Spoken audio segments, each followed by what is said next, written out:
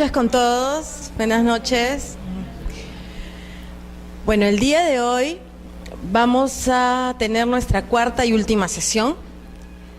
Nos toca tratar, para cumplir con la balota que ha establecido INDEJUR, con el tema del reglamento de inscripciones de los bienes muebles vinculados a la pequeña minería y minería artesanal. Adelante. La próxima sesión tengo entendido que ustedes van a tener un examen. Entonces voy a elaborar un examen con unas 10 o 15 preguntas objetivas y ya se los estarán transmitiendo a ustedes. Tengo entendido también que no es condicional a la acreditación al certificado, ¿no? Pero les va de pronto a servir para hacer un tema, una especie de resumen de todo lo que hemos conversado en clase. Y bueno, ¿cómo así se crea, se promulga, se publica este reglamento de bienes muebles vinculados a la minería, a la pequeña minería y minería artesanal? Con motivo del decreto legislativo 1100 en febrero del 2013, 18 de febrero del 2013, se dispone que la SUNARP, entre otras entidades, pero específicamente SUNARP, determine los bienes que van a ser destinados al trabajo de la pequeña minería y la minería artesanal. No solo los bienes, sino también los actos obligatorios a inscribirse en este registro. ¿Y cuál era el fin? ¿Cuál es el espíritu de esta norma? ¿Por qué se da? ¿Por qué la necesidad? Pues porque en esta lucha por erradicar la minería ilegal, pues en la realidad se da hasta la fecha el tema de que los bienes inmuebles, o sea, hablando en sencillo, la maquinaria minera se traslada por todo el interior y no la pueden identificar y no la pueden incautar. Entonces, ¿cuál es el fin? Que el operador minero, llámese DICAPI, policía, fiscalía, jueces, todos los involucrados en este tema de la interdicción y el decomiso de maquinaria, pues darle las armas para que ellos puedan decomisar, incautar o destruir incluso esta maquinaria minera. Y es así como el registro crea una comisión encargada de elaborar este reglamento. Tiene como base legal, como les he comentado, el decreto legislativo 1100, que regula la interdicción de la minería ilegal en toda la República, y es así como el Estado promueve este ordenamiento de formalización. Entonces, en el artículo 12 de este decreto legislativo 1100, se autoriza a la SUNARP para que emita disposiciones administrativas que permitan regular los bienes inscribibles y los actos obligatorios en el registro de bienes muebles, o sea, en Mariátegui, ¿no? Para esto les comento que en el registro vehicular no está comprendido dentro de las inscripciones allí nada que tenga que ver con la línea amarilla. ¿Identifican lo que es la línea amarilla? Tractores, todas estas maquinarias que son utilizadas para las actividades pesadas, no están comprendidas dentro de este registro. Entonces, era un tema de crear, ¿no?, algo nuevo. ¿Y cómo podría plasmarse esta necesidad, ¿no?, para que este reglamento, digamos, sea útil? Pues empezó la comisión a averiguar y a informarse sobre, primero, las definiciones, ¿no?, de cuáles son esta maquinaria específicamente destinada para el pequeño minero y el minero artesanal. Y es así como llega a la ley de la formalización, de promoción de esta pequeña minería, Y en el artículo 2 se encuentran una definición, digamos, o una asignación de estos equipos básicos. Pero, lamentablemente, la descripción que dan acá de los equipos a utilizarse por esta pequeña minería, la minería a menor escala, son unos elementos que definitivamente no pueden acceder al registro, ni tampoco son elementos con los que en la realidad actual se pueda a ejercer una minería. No vamos a decir que con combas, barretas, cinceles y carretillas va a explotarse al nivel que en la realidad pues se explota la minería artesanal, ni siquiera en la artesanal, ¿no? Si bien en teoría se dice la norma que debe ser para su propio sustento, pues en la realidad no es así, ¿no? Entonces no nos ayudaba mucho, ¿no? a la comisión el tema de elaborar este reglamento con esa base. Hasta que unos meses después, el 26 de abril del 2012, sale el decreto legislativo 1107, que continuaron saliendo pues en todo el año. Y allí al menos se define a la minería ilegal. Ya aquí definen que es cuando califica en minería ilegal el que utiliza maquinaria que no corresponde a su categoría o a las exigencias de normas de carácter administrativo y en zonas en donde está prohibido. Ya más o menos se define en algo lo que es la minería ilegal. Y algo más importante, en este decreto legislativo establecen las partidas arancelarias en donde ya tenemos siquiera definido el campo de la maquinaria a que se están refiriendo. En estas partidas arancelarias 84.29, 85.02 y también en este decreto legislativo establecen las rutas fiscales. Ya con este tema de las partidas arancelarias pues se puede como que tener algo más objetivo, ¿no? Más definido referente a la maquinaria que se va a contemplar en el reglamento.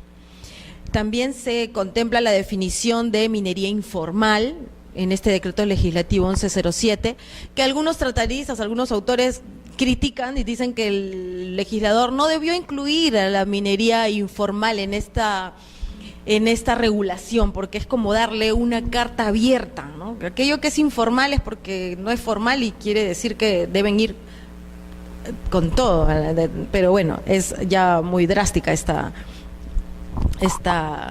posición, ¿no? Entonces, vamos a entrar a lo que es el reglamento en sí. El reglamento de inscripciones fue aprobado hubo un reglamento previo a este, ¿no? Pero estamos nosotros estudiando, vamos a tratar el día de hoy el reglamento vigente. Fue aprobado por resolución 091-2013 de la Superintendencia y entró en vigencia a los 10 días de publicado, o sea, desde el 14 de mayo del 2013 está vigente este reglamento.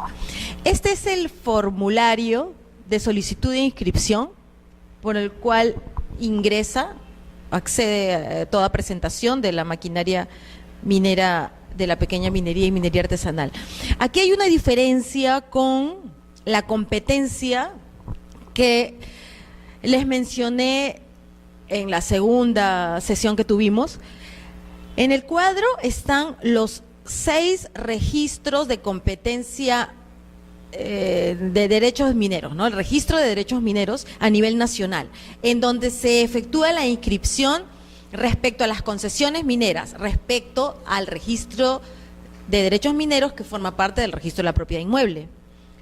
Pero es distinta la competencia que hay respecto a los bienes muebles mineros, porque los bienes muebles mineros van a tener acceso a registro en todo el Perú según las 13 zonas registrales. En todas las zonas registrales hay registro de bienes muebles y en cada una va a ser posible registrar los bienes muebles de la pequeña minería y minería artesanal. Es distinta la competencia a los registros de derechos mineros.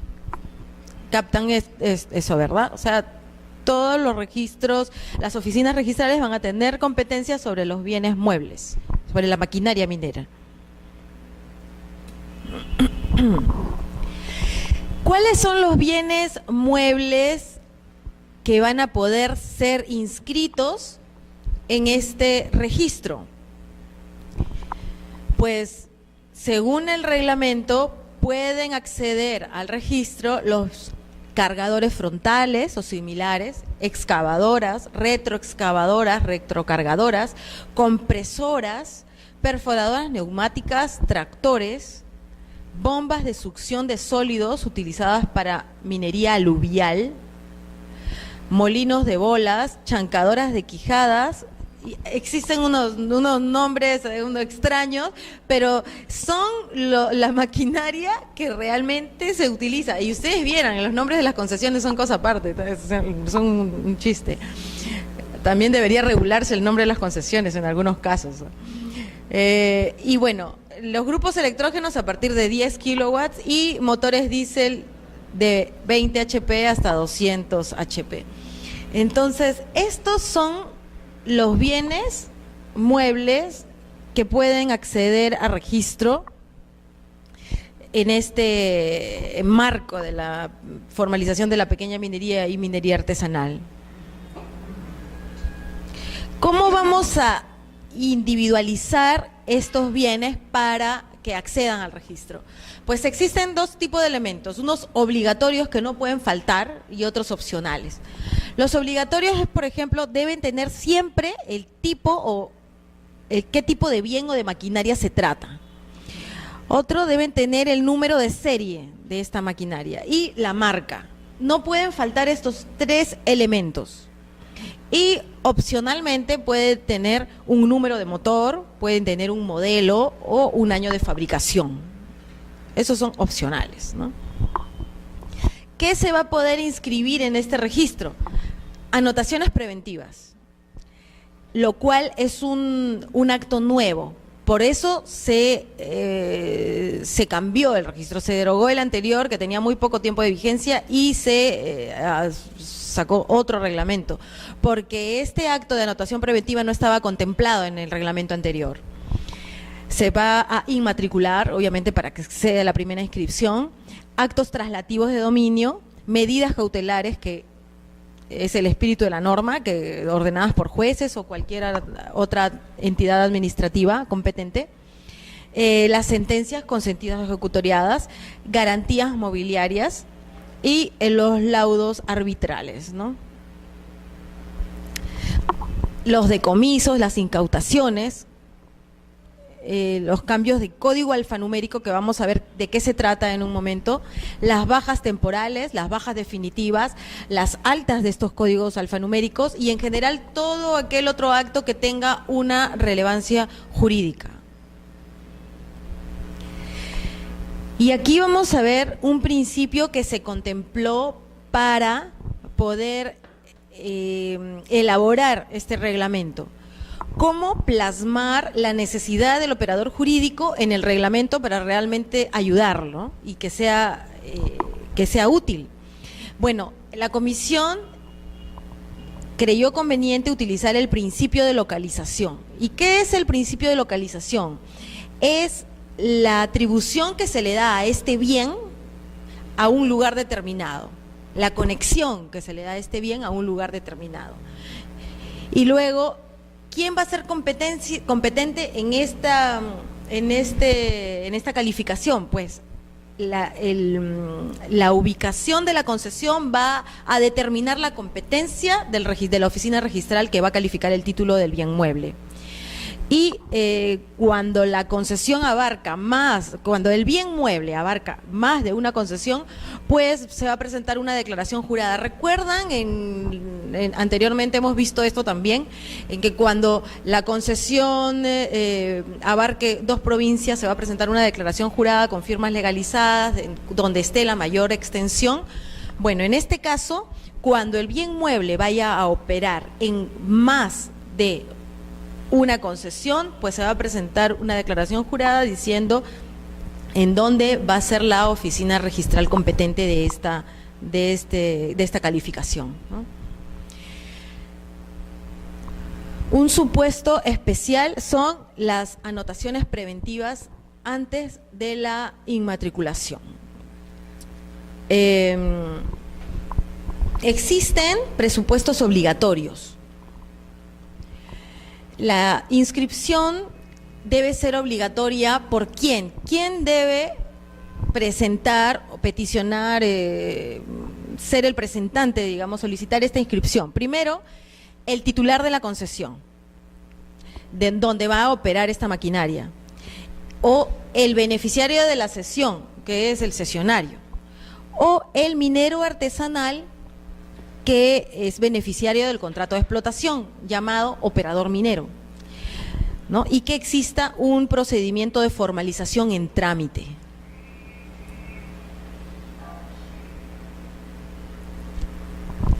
¿Qué se necesita para que se aperture una anotación preventiva de esta maquinaria minera? Se necesita el cargo del formulario de la solicitud de autorización de inicio y reinicio de la actividad minera. Aquí vamos a hacer una acotación. Uy, no pusieron voy a pedir un ratito de...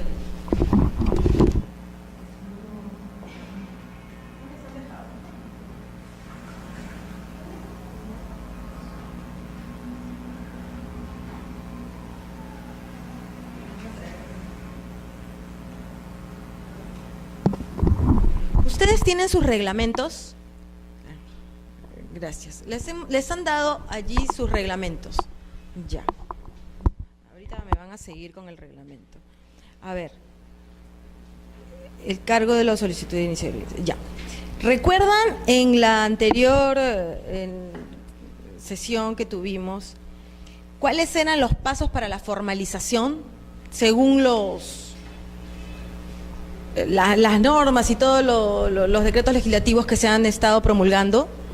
Primero, el paso 1 es la declaración de compromiso. Declaración de compromiso, ¿no?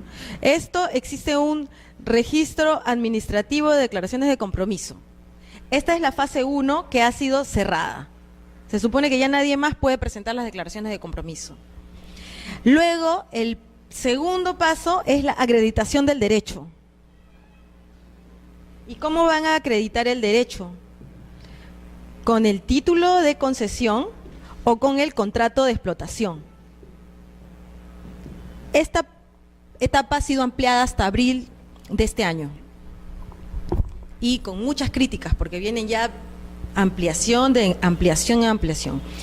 Luego, el siguiente paso es la acreditación del derecho superficial, ¿no? De haber obtenido un permiso del derecho superficial, ya sea con el Estado, ya sea con un particular.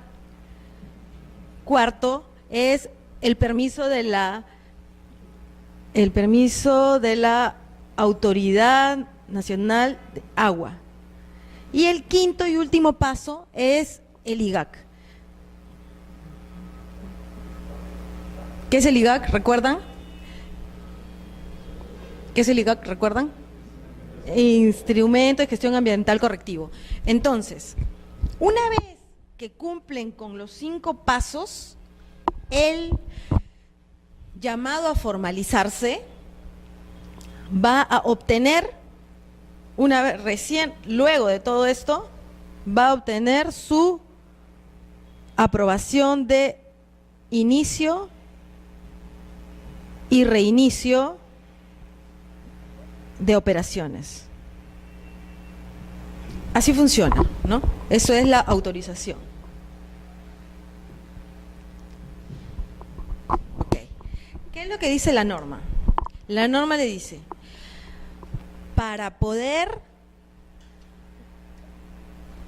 presentar y solicitar tu anotación preventiva, lo que se va a necesitar es el cargo de haber tú presentado el formulario en donde estás solicitando la autorización de inicio y reinicio, solicitándola, no que te la hayan dado, basta con que presentes el cargo de que ya la estás pidiendo. Y así vas a poder pedir esta anotación preventiva. Esa anotación preventiva va a tener plazo de vigencia de 6 meses desde la fecha del asiento de presentación. En este caso es un plazo único de caducidad. O sea, no caben inscripciones posteriores ni una ampliación de este, como en el reglamento de derechos mineros, que sí existe la posibilidad de prorrogarlo por una vez. Aquí no. Es un plazo que va a caducar de pleno derecho. No necesita un asiento posterior que diga ha fenecido. El tema es que una vez presentada esta solicitud en donde piden la autorización de inicio y reinicio, en 6 meses el operador minero, ¿ustedes creen que puedan obtener todos los demás permisos y autorizaciones? Difícilmente, ¿no? Difícilmente, porque el tema administrativo es muy engorroso, demora, y es por eso, me parece, que este es uno de los principales motivos por el que hasta la fecha a este registro no se han presentado ni un solo título. Al menos tengo entendido que este registro aún no han sido presentados los títulos de bienes muebles mineros, de maquinarias mineras. Inmatriculación. Inmatriculación significa primer acceso al registro. ¿Qué es lo que va a verificar el registrador para que esta maquinaria acceda? Primero, que tenga las características que lo individualicen. Luego, que el bien tenga la acreditación del derecho de propiedad del bien mueble, obviamente que sea el propietario de este bien. Y cuando se trate de un bien mueble importado, de una maquinaria importado, que tenga los beneficios arancelarios de acuerdo a las leyes. ¿Qué títulos dan mérito a la inscripción? El formato de inmatriculación, que vamos a verlo enseguida, aprobado por SUNAR, una copia certificada de la resolución de inicio y reinicio de operaciones. O sea, ya para poder inscribir de manera definitiva una maquinaria minera debe haber cumplido con todos los pasos anteriores. Así lo ha establecido la comisión, ¿no? Este es el formato aprobado para esta inscripción de maquinaria minera. Y previamente a inmatricular este bien, el registrador debe efectuar una serie de búsquedas. Por ejemplo, efectuar una búsqueda a nivel nacional en donde se verifique que este bien mueble no haya sido inmatriculado en otra oficina. También debe verificar que la concesión minera o la concesión de explotación, exploración o de beneficio se encuentre inscrita y se encuentre vigente, ¿no? Y que no exista este bien mueble, no tenga una partida abierta en el registro mobiliario de contratos.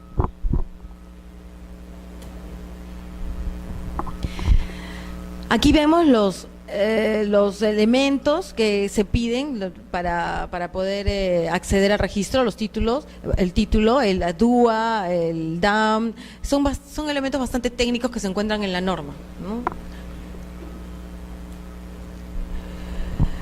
Si obviamente ha sido adjudicado o adquirido mediante resolución judicial, pues debe tener tanto la resolución que declara esa adjudicación como el respectivo autoconsentido, ¿no? Si se trata de un decomiso o bienes incautados por SUNAT u otra entidad o operador jurídico, pues también deberá tener su respectiva resolución. Aquí entra también el tema de CONABI, ¿no?, que es la Comisión Nacional de Bienes Incautados. También fue creada el año pasado con el tema de la ley de pérdida de dominio y todo esto de la lucha contra el crimen organizado.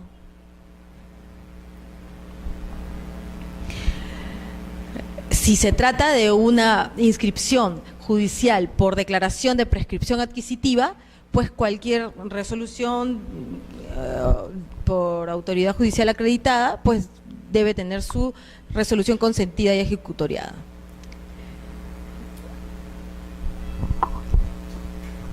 En el tema de maquinaria minera ocurre también una realidad que se da mucho en el interior. Es muy conocido en el medio minero, por ejemplo, que en Nazca se fabrican maquinarias casi al pedido del operador, ¿no? Son maquinarias, diríamos que les llaman hechizas, y no tienen RUC, no tienen ningún tipo de seguridad y obviamente evaden impuestos. Pues el reglamento también se ha puesto en ese supuesto, se ha puesto en ese caso y ha verificado que si el bien es nacional, debe tener un certificado de fabricación, ¿no?, con las características que permitan su individualización, y debe ser expedido por un fabricante o su representante legal, obviamente, ¿no? Para esto se va a pedir copia simple del RUC, en donde conste la actividad que ellos están desarrollando. Deben tener como el rubro el dedicarse a la fabricación de este tipo de maquinaria.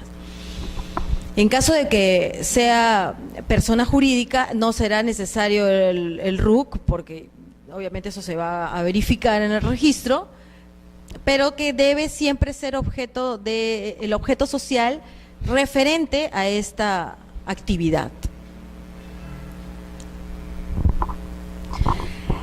¿Cuáles son los elementos que van a contener esta inmatriculación, ¿no? Además de todos los elementos contenidos en el artículo 50 del Reglamento General de los Registros Públicos, pues deben tener las características que son obligatorias, la descripción de las personas que va a ser el titular, el propietario del bien, ya sea natural o jurídica, y el código alfanumérico, ¿no?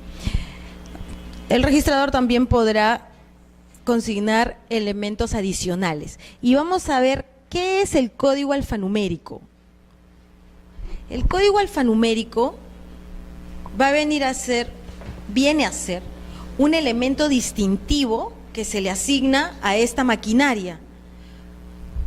Y este elemento distintivo va a estar compuesto por números y letras, y va a vincular al bien mueble con la concesión minera, para poder, de alguna manera, atarlos, ¿no? ¿Y en qué consiste el código alfanumérico? Tienen su reglamento. A ver, ¿quién lee el artículo referido al código alfanumérico? ¿Lo tienen? Que se despierten un poquito. Es bastante técnico este tema. ¿Lo encontraron? Artículo 7. A ver, ¿quién lee el artículo 7, por favor? A ver. El registrador asignará al bien mueble un código alfanumérico que lo vincule con la concesión minera o la concesión de beneficio en la cual será utilizado. El código alfanumérico está conformado por los siguientes elementos: el número de la partida registral del bien inscrito en el registro de bienes muebles, la denominación de la concesión o concesiones inscritas en registros de derechos mineros y el distrito en donde se ubica la mencionada concesión o concesiones. Gracias. Ok, entonces, ¿cómo funciona el tema del código alfanumérico? ¿Se dan cuenta que el código alfanumérico viene a ser las veces de la placa de un carro? Eso es lo que viene a ser el código alfanumérico, con la diferencia de que no se va a colocar, no es necesario, no se va a emitir una placa. Aquí no se emiten placas, pero nada obsta a que el operador minero diligente pueda pintar sobre la maquinaria este código alfanumérico, para que, digamos, entre comillas, no lo dejen trabajar tranquilo, ¿no? ¿Y cómo funciona? Por ejemplo, dice el reglamento, el código alfanumérico va a tener un número de la partida, o sea, el número que le asigna el registro a esta tarjeta, ¿no? Por decir, 0075, es el número que le da el registro. Otro va a tener seguido de el nombre de la concesión minera. Esta es una concesión minera real, ¿no? Es Pucarumi número 4. Seguido además de el distrito en donde va a operar. Y el distrito donde va a operar esta Pucarumi, donde va a operar, es en Marcona. ¿Qué ocurre si esta retroexcavadora, por decirlo así, este titular minero, propietario de esta maquinaria, ya no quiere que funcione en Marcona, sino que esté trabajando en otra concesión minera ubicada en otro lugar? Pues imagínense que está en Pisco. Lo que va a hacer es un cambio de código alfanumérico. Y esto va a tener otro número, va a tener otro nombre y va a asignarse en otro distrito, por decir de Pisco, qué sé yo, en un Reales, en Ica, Humay. Y así. Así es como va a funcionar el tema del código alfanumérico. ¿Con qué fin? Con el fin de que cuando llegue el operador y vea una maquinaria, pues saque su partida y diga, enséñeme el nombre de esta concesión, y vean y relacionen la concesión que está operando con la maquinaria que está en ese lugar trabajando, ¿no? Y facilitar el tema de las incautaciones, los decomisos y las verificaciones.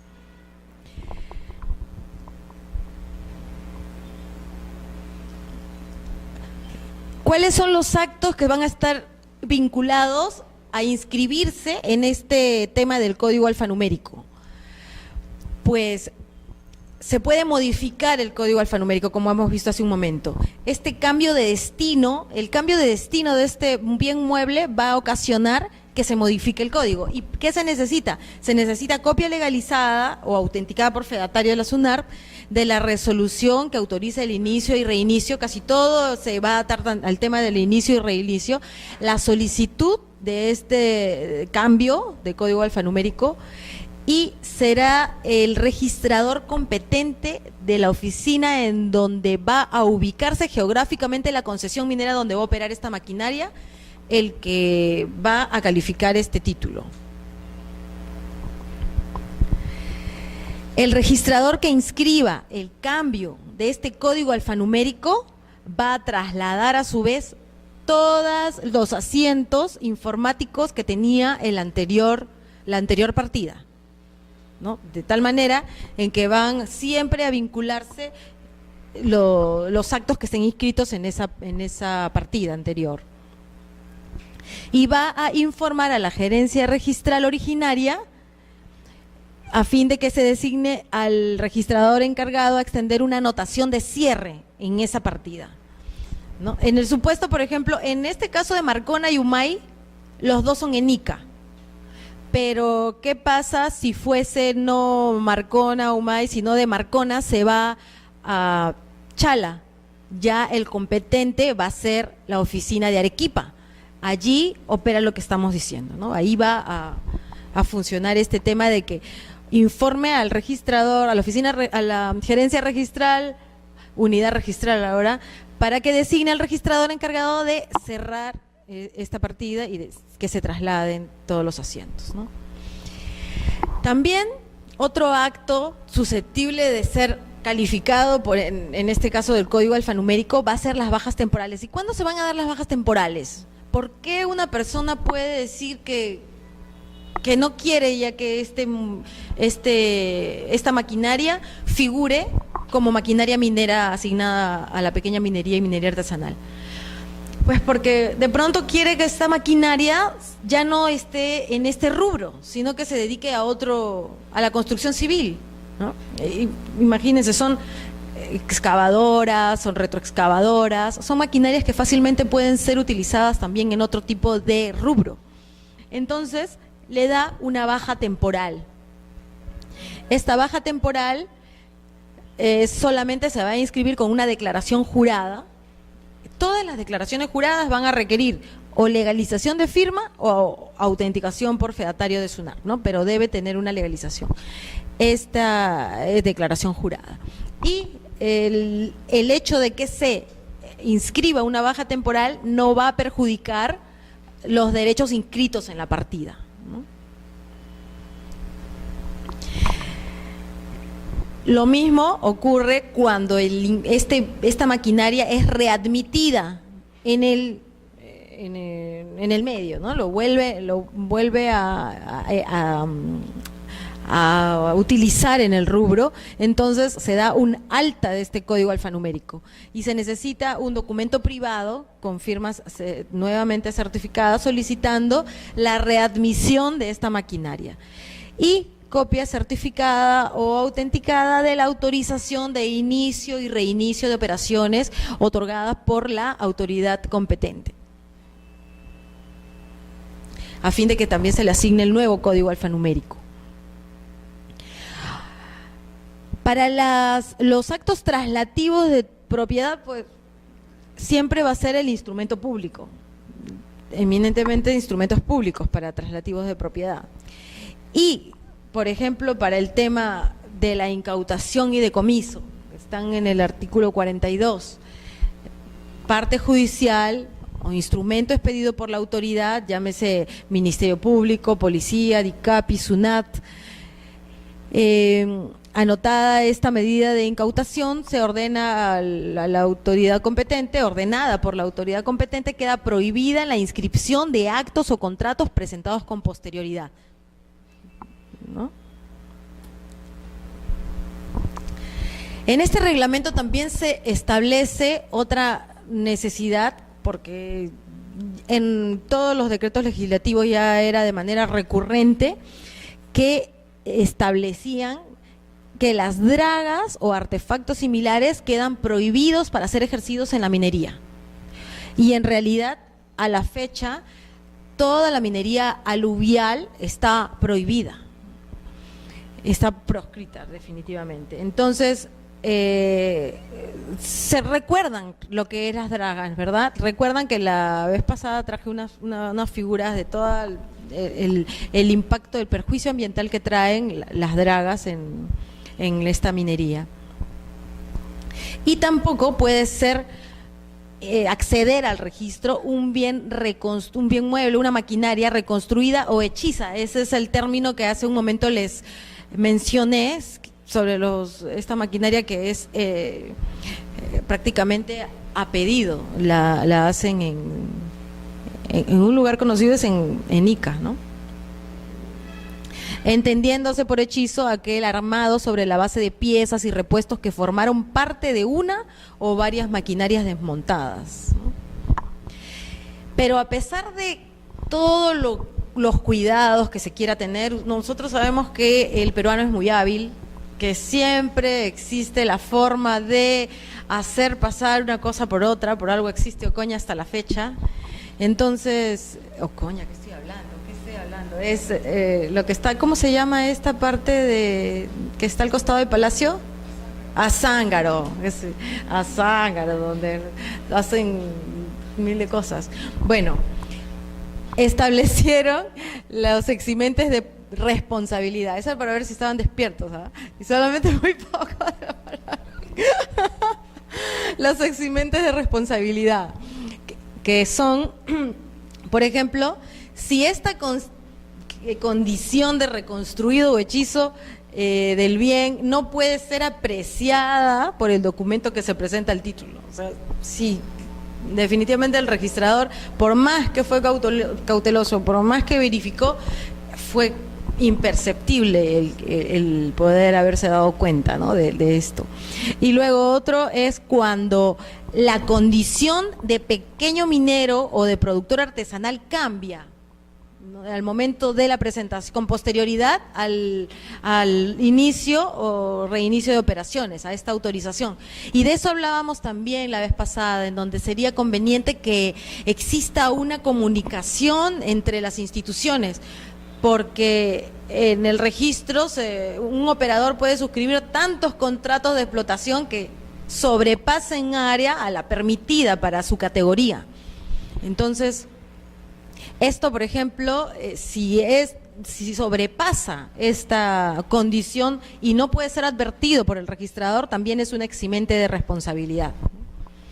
Otro eximente de responsabilidad es que si la autorización de inicio y reinicio, que vimos hace un momento, es otorgada por el gobierno regional y en realidad esta autorización no corresponde tampoco a la pequeña minería o minería artesanal, ¿no? Ya no es algo que tenga que ver con nosotros, la entidad administrativa y competente es quien expidió esta autorización. Y otro eximente es que si los bienes a registrar no correspondieran ser usados por la pequeña minería y la minería artesanal. Nosotros nos traen los documentos, pero en la realidad la maquinaria está en otro lugar y no podemos verificar, no hacemos un trabajo de campo para ir a verificar in situ dónde y cómo es la característica de esta maquinaria. ¿Hasta ahí alguna pregunta?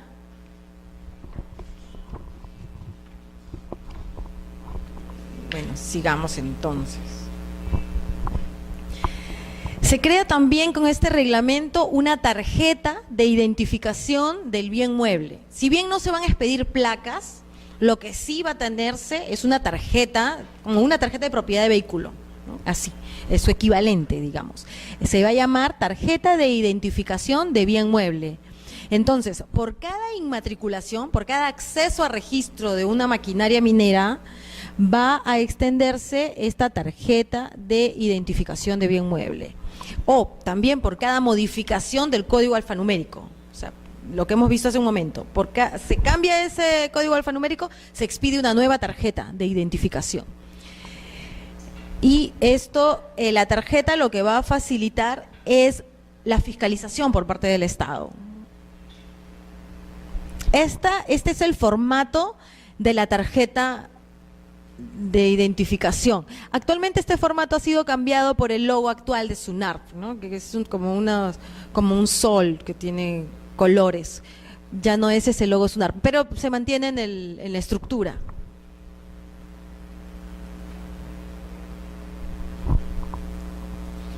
¿Quiénes van a poder solicitar un duplicado de esta tarjeta? Obviamente va a ser el propietario con derecho inscrito o su representante debidamente acreditado. ¿Con qué? Con el documento privado, con firma legalizada o autenticada y la copia de su DNI, tal cual como solicitaría una persona un duplicado de su tarjeta de propiedad, de vehículo. Estos ya son publicidad, la publicidad que también está reglamentada en este tema de la minería, los bienes mineros. Es el certificado de gravamen, que lo va a pedir, contiene la información del titular, con todas las características de la maquinaria. Este es el formato que se va a utilizar para solicitar este certificado de gravamen.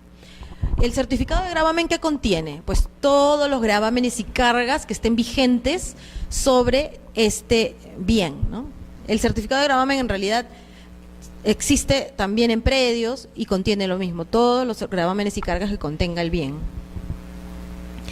Y también se indicará en forma resumida todas las afectaciones, limitaciones, cargas vigentes. Y también boletas informativas, es otro tipo de publicidad. Se emitirán también con el mismo contenido del certificado de gravamen, pero sin la certificación del registrador o el abogado, la cual tendrá una calidad de manifestación, ¿no?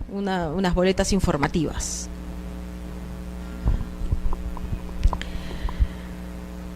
Estas son las formas simplificadas en que va a poderse acceder al registro. El reglamento se ha puesto en la situación en que el MINEM o la Dirección General de Minería directamente quiera formalizar, quiera inmatricular bienes, o los gobiernos regionales, ¿no? ¿Cuáles son los supuestos de tacha sustantiva? O sea, cuando el registrador ingresa el título y lo va a tachar, ¿no?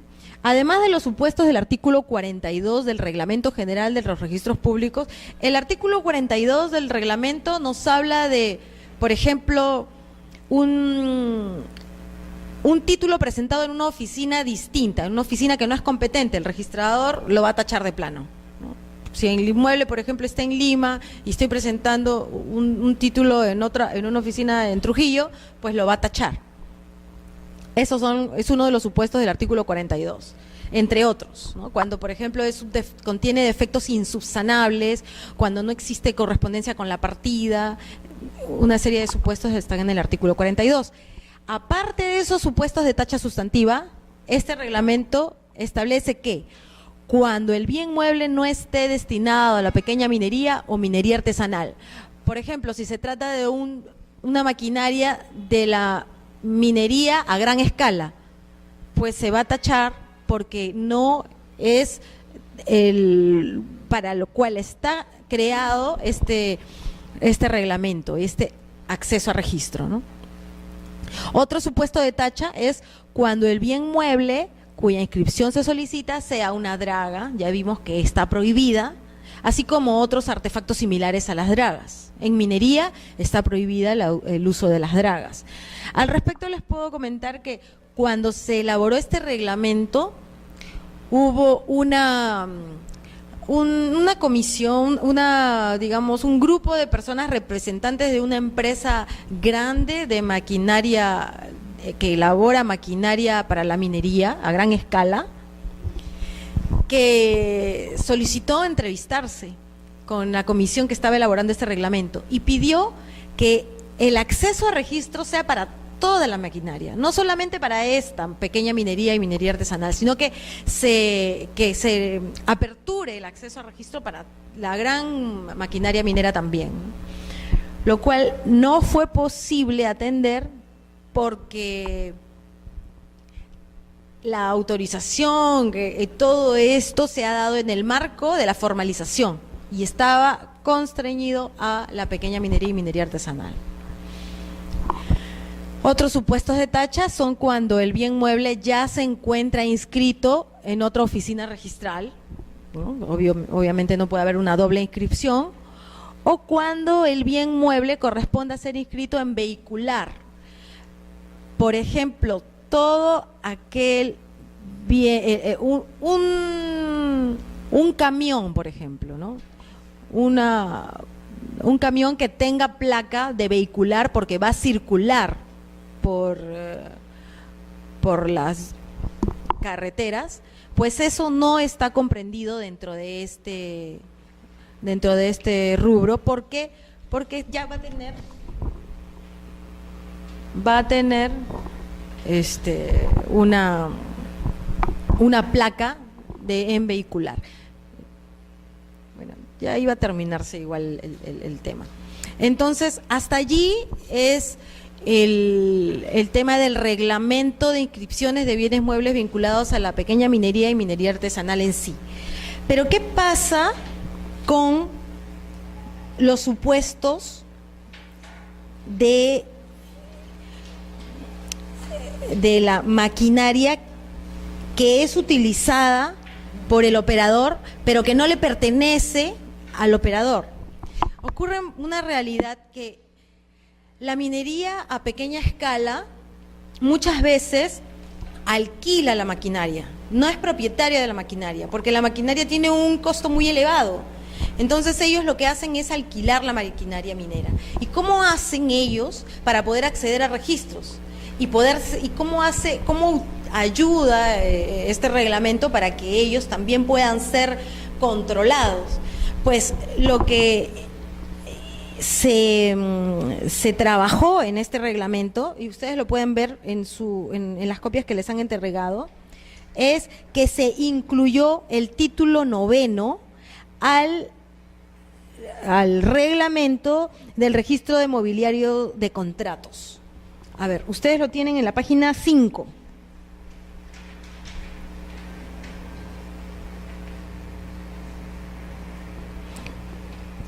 ¿Y qué es lo que establece A ver, ¿quién lee el artículo 116? Se incluyeron del 116 al 121, no, al 123, todo un título. A ver atrás.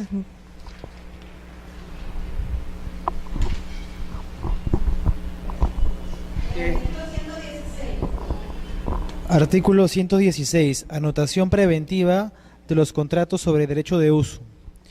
Cuando el bien mueble destinado a la pequeña minería o minería artesanal no es de propiedad de quien realiza la actividad minera, pero tiene el derecho de uso del mencionado bien en una concesión minera o de beneficio, como titular de la concesión o titular del contrato de cesión o de explotación, se podrá anotar preventivamente en el registro mobiliario de contratos el contrato que acredite el derecho de uso sobre el bien, como el arrendamiento financiero y otros de similar naturaleza.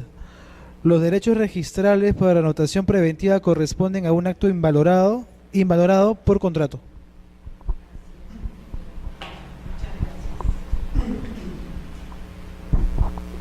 Entonces, tenemos que la comisión que elaboró este reglamento se puso en la situación, en el caso, en el supuesto de que el operador minero no sea el propietario de la maquinaria.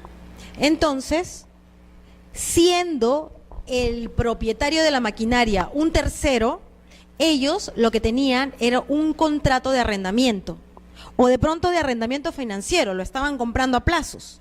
Entonces, ¿qué hacer? No tenían una partida en ninguna parte. Este inmueble, este mueble, esta maquinaria no existe en otra parte, pero entonces lo que hacen es presentar su contrato de arrendamiento en el registro mobiliario de contratos y se le abre una partida allí, una partida de anotación preventiva.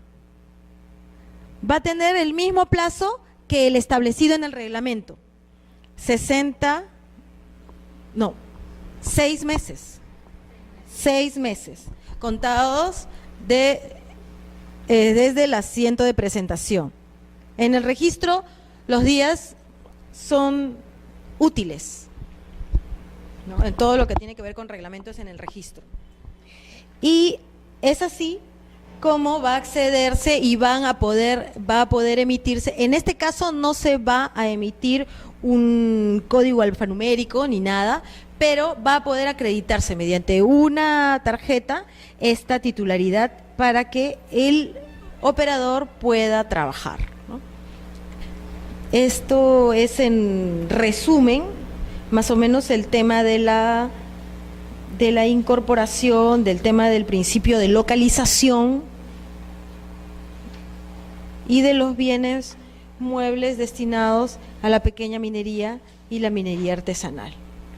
¿Alguna pregunta, ya sea de esta o de alguna otra sesión que hayamos tenido?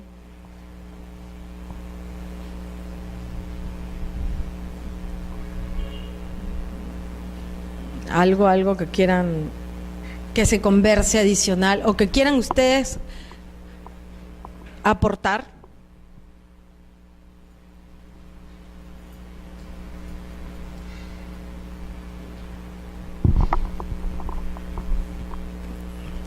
Bueno, ustedes dirán.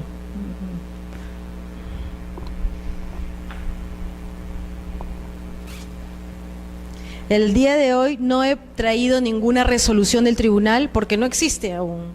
No existen resoluciones del tribunal respecto al tema de hoy.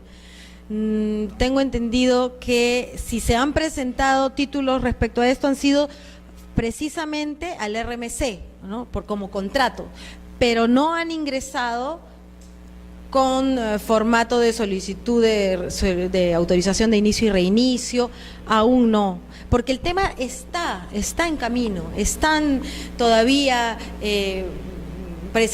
saliendo normas al respecto, está el tema de la formalización vigente, todavía hay mucho por solucionar, por formalizar, ¿no? Entonces, como que el acceso a registro es digamos, uno de los eslabones en la gran cadena que tiene la formalización. Pero yo estimo, supongo, que con el tema de las incautaciones que se han programado, que el Ejecutivo ha previsto para este año, que van a ser masivas, el operador minero va ya a mostrar más interés o va a verse en la necesidad de inscribir su maquinaria para no verse perjudicado. Bueno, ha sido todo. Muchas gracias.